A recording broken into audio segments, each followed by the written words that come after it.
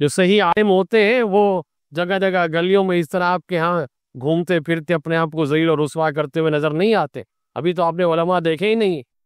صحیح معنوں میں جو اہل علم ہوتے ہیں، جو علم کی قدر کرنے والے ہوتے، ان تک تو آپ کی رسائی نہیں ہوئی، واسطہ ہی نہیں پڑا آپ لوگوں کا. صرف ایک آدمی جی لباس پہن لے، پگڑی باندھ لے، جبہ پہن لے اور یہ کیا کہتے ہیں داڑھی بڑی کر لے، اس سے کوئی عالم اور فاضل نہیں بن جاتا. آج ہمارے اکثر لوگ اسی دھوکے کے شکار ہوتے ہیں اور پھر بعد میں شکایتیں کرتے ہیں کہ فلاں مولوی صاحب نے یہ کر دیا، فلاں مولوی صاحب یہ کرتے. او بھائی، وہ مولوی صاحب ہے بھی یا نہیں تمہیں کیسے پتا؟ تم مارکیٹ میں جاتے ہو جی، اگر تم نے مرچیں خریدنی ہے، ٹماٹر خریدنی تو 10 دکانوں کو تو ڈھونڈتے ہو کہ اس کے بعد ٹماٹر صحیح ہے یا نہیں ہے. اور اگر یتیم اور لاوارث ہے تو وہ دین ہے، شریعت ہے. ایک دفعہ کسی نے مجھ سے کہا کہ ہمارے یہ جو ادارے ہیں نا، سرکاری ادارے، وہاں رشوت بہت ہے، بہت رشوت ہے. آپ اکثر جو ہے نا رشوت کے بارے میں بولتے ہیں، ہم زندہ کیسے رہے؟ ہم نہیں رہ سکتے، ہم زندہ نہیں رہ سکتے. آپ ایسے بس باتیں کہتے رہتے، رشوت کے بغیر کوئی کام نہیں ہوتا، کوئی کام نہیں ہوتا. میں نے کہا ایسی باتیں مت کیا کرو. اللہ تعالیٰ نے، اللہ کے پیارے حبیب نے جس کام کا ہمیں مکلف بنایا ہے، وہ بنایا ہے تو اس کی طاقت بھی دی ہے. اللہ کا حکم ایسا نہیں ہے کہ نابینا سے کہے کہ یہ دیکھ کے بتاؤ یہ کیا ہے. اللہ نابینا کو نہیں کہتے. ہاں، اس کو بینائی دیں گے تو پھر کہیں گے یہ دیکھ کے بتاؤ. اللہ کا حکم ایسا نہیں ہوتا کہ گلاس کے اندر پانی نہیں ہے تو کہتے ہیں اس کو پیو، بلکہ پانی ہوگا پھر کہیں گے. انسان کے احکام الگ ہیں. اللہ تعالیٰ جن چیز کا مکلف بناتا ہے اس کی طاقت بھی اللہ نے اس انسان کی مشین میں رکھی ہے. ماشاءاللہ آج کے اس دور میں کیا ایسے لوگ موجود نہیں ہیں؟ ضرور ہیں، اور ہر طبقے میں ہیں. آپ کو سرکاری اداروں میں بھی نیک سے نیک آدمی ملے گا، اللہ کا ولی ملے گا. برے ہر جگہ بھی ہوتے ہیں، اچھے ہر جگہ بھی ہوتے ہیں. ایسے لوگ آپ کو ضرور ملیں گے جنہوں نے زندگی بھر کبھی رشوت نہ لی ہوگی نہ دی ہوگی اور زندگی گزار کے چلے گئے. دنیا میں ہے، تھوڑی محنت کرنا پڑتی ہے، بھاگ دوڑ کرنا پڑتا. میں نے پھر ان صاحب سے کہا جو یہ کہہ رہے تھے کہ رشوت کے بغیر کام نہیں ہوتا، میں نے ایک دبے لفظوں میں ایک اور جملہ ان سے کہہ دیا. میں نے کہا بات یہ نہیں ہے تم بغیر رشوت کے کام کرو، کس نے تمہیں مکلف بنائے ضرور رشوت دو. بات یہ ہے کہ 2-3 غیر قانونی چیزیں تمہارے اندر بھی ہوتی ہیں. تم نے بھی غیر قانونی کام کروانا ہے اور اگلا بھی تمہاری اس مجبوری سے واقف ہے، اس مجبوری سے فائدہ اٹھا کے کچھ وہ لے لیتا ہے، کچھ مجرم وہ ہے، کچھ تم ہو. یہ مل کر یہ کام ہوتا ہے، بندر باٹ ہوتی ہے. اگر ایک بندہ بھی صحیح ہو، وہ یہ چاہے کہ میں رشوت نہیں دوں گا، تو تھوڑی سی تکلیف تو ہوگی. وہ دوسرے اداروں سے رابطہ کرے کہ میرا بغیر رشوت کے کام کیسے ہو سکتا ہے. بھاگ دوڑ کرنی پڑے گی اس کو، کرے گا تو اس کا کام ہو جائے گا. لیکن ہم خود آسان راستے ڈھونڈتے ہیں نا. ہم کہتے ہیں یار تھوڑی سی دھوپ میں کھڑا نہ ہونا پڑے، تھوڑی مشقت برداشت نہ کرنی پڑے، بھلے رشوت دے کے کام ہو جائے، کیا ضرورت ہے. ہم جو اپنی زندگی دن بدن عیاشی والی کرتے جا رہے ہیں، بہت زیادہ سہولت والی کرتے جا رہے ہیں، اس سے بھی بہت سے لوگ فائدہ اٹھاتے. تو میں یہ عرض کر رہا تھا، یہ مقدس کلام قرآن کریم، اللہ تعالیٰ نے اس مقدس کلام میں وہ تاثیر رکھی ہے. آج اگر ہم انفرادی طور پر بھی یہ طے کر لیں، اکیلا آدمی، کہ میں نے ضرور اللہ کے اس کلام کو پڑھنا ہے، اللہ کے اس کلام کو سننا ہے، اللہ کے اس کلام پہ عمل کرنا ہے، تو وہ دیکھے گا کہ اس کی زندگی میں انقلاب وہ خود محسوس کرے گا کہ پہلے میں کیا تھا، اب جب قرآن کریم میری زندگی میں آیا ہے کتنی تبدیلی آ گئی. اور اجتماعی طور پر بھی، معاشرے میں، ریاست میں، اگر ہم اللہ کے کلام کی بھرپور کیا کہتے ہیں اس کی پذیرائی کریں اور اس کی خدمت کریں اور اس پر عمل کریں، انشاءاللہ ہمارا معاشرہ بھی ترقی یافتہ ہو جائے. ہمارا تاجر آج قرآن پاک کے اصول اپنا لے، یاد رکھیے اس کی تجارت پوری دنیا میں پھیل جائے گی. ہم خود عمل کرتے نہیں ہیں قرآن کریم کے اوپر. آج مجھے یہ بتائیے کہ ہم خود یہ جو ہمارا جو معاشرہ جو ہے افراد سے ہی تو معاشرہ بنتا ہے. کیا ہم میں سے کتنے لوگ ہیں کہ جو ہماری اپنی اس ملک کی مصنوعات پہ جی اعتماد کرتے ہیں؟ ہم خود دکانوں پہ جاتے ہیں خریداری کرنے کے لیے، ان سے کیا پوچھتے ہیں؟ کون سا سودا چاہیے؟ باہر کا، فلاں کا فلاں کا فلاں کا فلاں کا. جب ہم خود اپنے ملک کے بارے میں ہمارے اپنے تصورات یہ ہوں گے تو کیا دوسرے والے جو ہے وہ ہماری مصنوعات سے محبت کریں گے؟ سوال ہی پیدا نہیں ہوتا. پہلے تو قدر اپنے گھر میں ہوتی ہے. جس کی اپنے گھر میں قدر نہیں ہے تو باہر والے کہاں سے کریں گے؟ تو فرمائے ان اللہ یرفع بہذا الکتاب اقواما، بے شک اللہ تبارک و تعالی اس قرآن کریم کے ذریعے سے بہت سی قوموں کو رفعت عطا فرماتے ہیں، عروج نصیب فرماتے ہیں. وَيَضَعُ بِهِ آخَرِينَ، اور بہت سی قوموں کو پست کرتے ہیں، ذلیل کرتے ہیں اور پستی اور ذلت کے اندر گرا دیتے ہیں. تو فرمایا تبارک الذی ان شاء جعل لک خیرا من ذلک جنات تجری من تحتی الانہار ویجعل لک قصورا. بابرکت ہے وہ ذات اگر وہ چاہے تو آپ کے لیے اس سے بہتر نعمتیں عطا فرما دے، یعنی ایسے باغ جن کے نیچے نہریں جاری ہوں اور آپ کے لیے محل بنا دے. اللہ کرنا چاہے تو کر سکتا ہے. پھر بھی یہ لوگ ماننے والے نہیں ہیں، یہ ماننے والے نہیں ہے. کیوں؟ اس لیے کہ انہوں نے قیامت کا انکار کیا. آگے فرمایا بل کذبوا بالساعہ، بلکہ ان لوگوں نے قیامت کو جھٹلایا. وَأَعْتَدْنَا لِمَنْ كَذَّبَ بِالسَّاعَةِ سَعِيرًا، اور جو شخص قیامت کو جھٹلائے ہم نے اس کے لیے دہکتی ہوئی آگ تیار کر رکھی ہے. قیامت کا انکار، دوزخ کا انکار، جہنم کا انکار جس معاشرے میں آ جائے تو آپ بتائیے کہ وہ سنبھل نہیں سکتا. وہ سنبھل نہیں سکتا. وہ دنیا کی زندگی میں عیاشیاں کرے گا، مزے کرے گا. اور دنیا کے مزے کب تک کے ہیں بھائی؟ دنیا کا مزہ بھی فانی ہے، اور دنیا کے اندر اگر کوئی راحت مل جائے وہ بھی فانی ہے. دنیا فانی، دنیا کی ساری چیزیں فانی. یہ سب کچھ یہیں چھوڑ کے چلا جائے گا.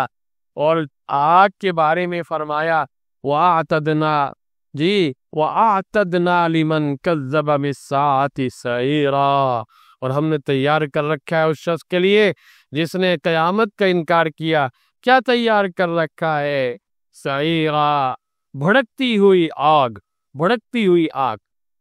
قیامت کے دن جب یہ لوگ حاضر ہوں گے، یہ جھٹلانے والے نبی کے دشمن جب یہ حاضر ہوں گے تو دوزخ سے ابھی دور ہی ہوں گے، ابھی دوزخ کے قریب نہیں پہنچیں گے، دوزخ سے دور ہوں گے.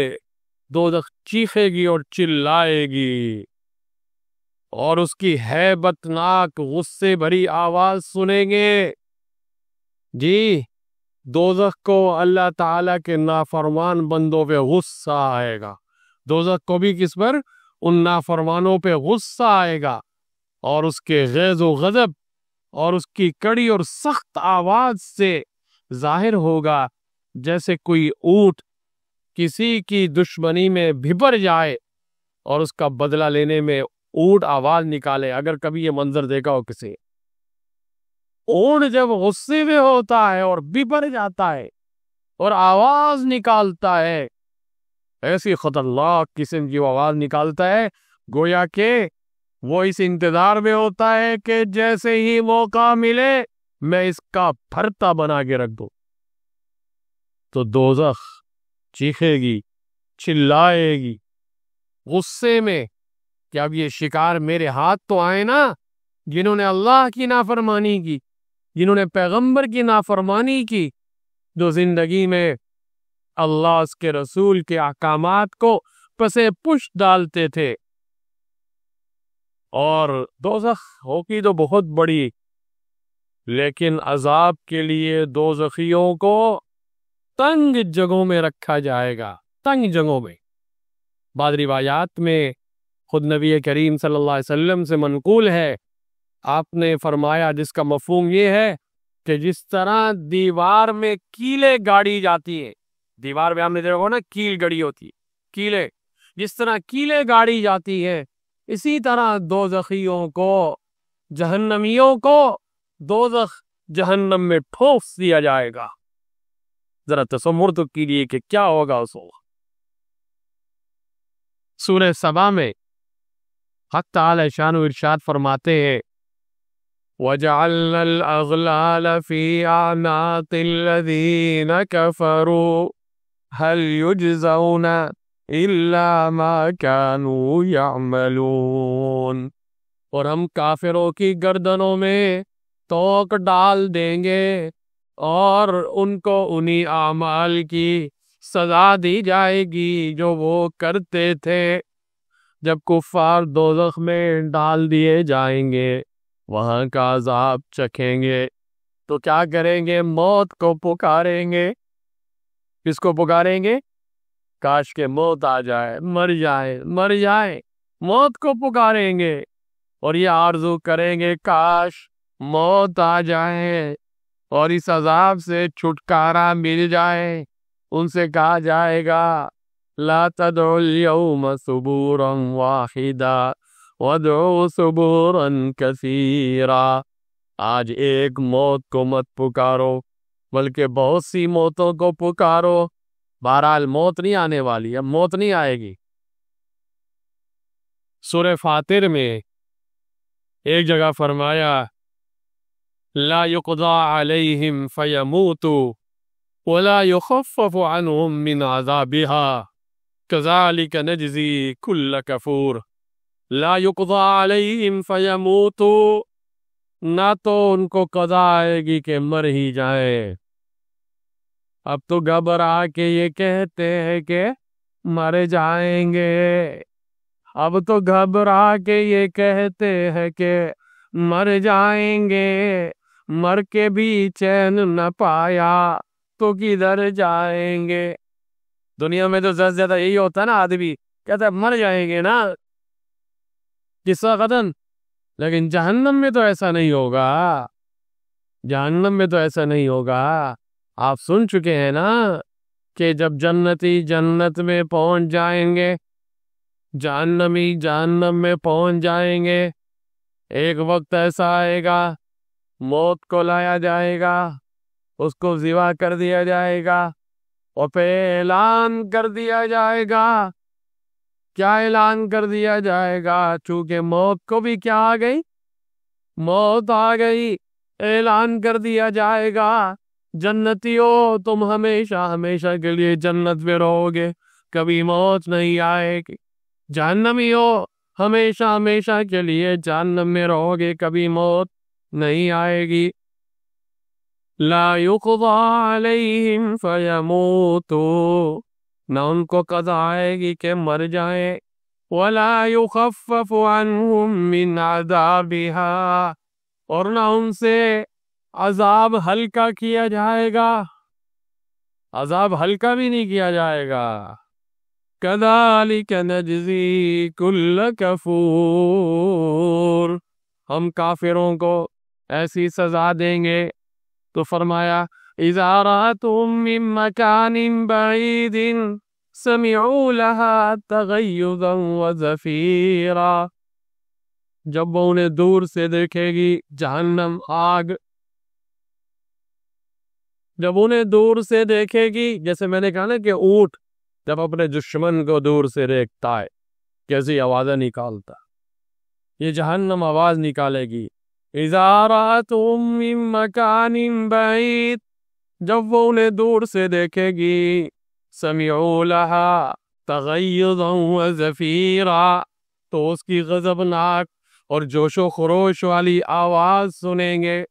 وَإِذَا أُلْقُوا مِنْهَا مَكَانًا ضَيِّقًا، اور جب وہ اس حالت میں، جب وہ اس میں یعنی جہنم میں آگ میں ایسی حالت میں ڈالے جائیں گے، ضَيِّقًا مُقَرَّنِينَ، ان کے ہاتھ پاؤں جکڑے ہوئے ہوں گے، دعوا هنالك ثبورا، تو وہاں موت کو پکاریں گے، ہلاکت کو پکاریں گے۔ رب العالمین کی طرف سے کہا جائے گا لا تدعوا اليوم ثبورا واحدا، آج ایک موت کو مت پکارو، وادعوا ثبورا کثیرا، بہت سی ہلاکتوں کو پکارو۔ اب یہ جہنم کا نقشہ کھینچ کے رب العالمین آگے فرماتے ہیں قل اذالک خیر ام جنت الخلد التي وعد المتقون كانت لهم جزاء ومصيرا۔ ذرا اس آیت کو توجہ سے سنیں، نقشہ کھینچ دیا، جہنم کے بارے میں بھی بتا دیا، اس کی ہولناکی بتا دی، ہاں اس کا خوفناک ہونا، ہیبت ناک ہونا بتلا دیا، اور پھر سوال کیا جا رہا ہے۔ اب یہ سوال ہم سب سے ہے، ہم سوچے کہ یہ جہنم کی زندگی اچھی ہے یا جنت الخلد کی؟ کیا فرمایا؟ قل، آپ کہہ دیجئے، پیغمبر آپ کہہ دیجئے، اذالک خیر ام جنت الخلد التی وعد المتقون، یہ بہتر ہے یا ہمیشہ رہنے والی جنت بہتر ہے؟ بتائیے، یہ بہتر ہے یا ہمیشہ رہنے والی جنت؟ ہم جنت الخلد، اور یہ جنت کیا ہے؟ فرمایا التی وعد المتقون، جن کا متقیوں سے وعدہ کیا گیا۔ یہ کن کو ملے گی؟ اللہ نے متقیوں سے وعدہ کیا، کانت لہم جزاء ومصیرا، کانت لہم جزاء ومصیرا، یہ متقی لوگوں کا بدلہ ہوگا اور یہ ان کا ٹھکانہ ہوگا۔ اب یہاں ذرا اس آیت کریمہ میں آپ غور کیجئے، فرمایا قل اذالک خیر ام جنت الخلد التی وعد المتقون، اس جنت کا وعدہ اللہ نے کن سے کیا؟ پرہیزگاروں سے۔ وعدہ کرنے والا کون؟ اللہ۔ اس کا وعدے کے پورا کرنے میں کوئی شک ہے؟ خود قرآن کریم میں کیا فرمایا؟ سورہ آل عمران کا جو آخری رکوع ہم پڑھتے ہیں وہاں اس وعدے کا تذکرہ ہے نا جی؟ ذرا میں وہ آیتیں آپ کو سنا دیتا ہوں۔ فرمایا ان فی خلق السماوات والارض واختلاف اللیل والنہار لآیات لأولی الالباب، اس میں نشانیاں کن کے لیے؟ عقل مندوں کے لیے۔ یہ عقل مند کون لوگ ہیں؟ الذین یقولون ربنا، فرمایا کہ ان فی خلق السماوات والارض واختلاف اللیل والنہار لآیات لأولی الالباب، عقل مند لوگ کون ہیں؟ الذین یذکرون اللہ قیاما وقعودا وعلی جنوبہ، جو اللہ کو یاد کرتے ہیں قیاما وقعودا، کھڑے ہو کر بھی یاد کرتے ہیں، بیٹھے ہوئے بھی یاد کرتے ہیں، وعلی جنوبہم، اور لیٹے ہوئے بھی اللہ کو یاد کرتے ہیں، اپنی پشتوں پہ ہر حال میں اللہ کو یاد کرتے ہیں۔ یاد میں تیری سب کو بلا دوں، کوئی نہ مجھ کو یاد رہے، تجھ پر سب گھر بار لٹا دوں، خانہ دل آباد رہے، سب خوشیوں کو آگ لگا دوں، غم سے تیرے دل شاد رہے، سب کو نظر سے اپنی گرا دوں، تجھ سے فقط فریاد رہے، اب تو رہے بستہ دم آخر ورد زباں اے میرے الہ، لا الہ الا اللہ، لا الہ الا اللہ، لا الہ الا اللہ، لا الہ الا اللہ، مجھ کو سراپا ذکر بنا دے، ذکر تیرا اے میرے الہ، نکلے میرے ہر بنے منہ سے، ذکر تیرا اے میرے الہ، اب تو کبھی چھوڑے بھی نہ چھوٹے،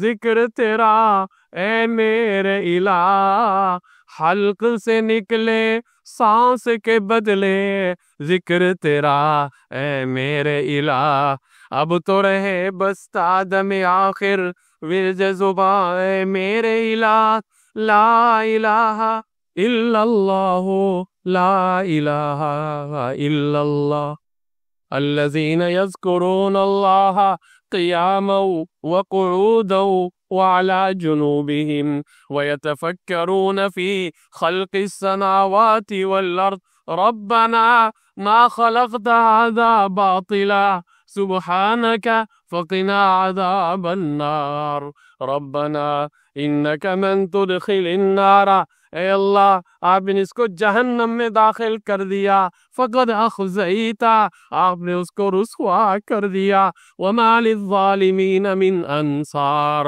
فرمایا کہ ظالموں کا کوئی مددگار نہیں۔ ربنا اننا سمعنا منادیا ینادی للایمان، ایک پکارنے والا ایمان کی ندا لگا رہا تھا، ہم نے اس کی ندا سنی، اس کی پکار سنی، ہم نے ایمان قبول کیا۔ اننا سمعنا منادیا ینادی للایمان ان آمنوا بربکم فآمنا ربنا فاغفر لنا ذنوبنا وقنا عذابا وتوفنا مع الابرار۔ یہ آگے چل کے جو ہے نا بالکل اخیر کی جو آیت ہے وہ کیا ہے؟ ربنا وآتنا ما وعدتنا علی رسلک، اے ہمارے مولا ہمیں وہ عطا فرما جس کا آپ نے وعدہ فرمایا ہے۔ یہ میں کہہ رہا تھا کہ وعید المتقون، متقی لوگوں کے لیے وعدہ کیا گیا، اور متقی دنیا میں یہ دعا بھی کرتے ربنا وآتنا ما وعدتنا علی رسلک، آپ نے جی جو وعدہ کیا ہے وہ ہمیں عطا، وعدہ کیا ہے؟ یہ جنت کا۔ دعا فرمائے اللہ رب العالمین ہمیں جنت کی فکر کی توفیق نصیب فرمائے۔ وما علینا الا البلاغ المبین۔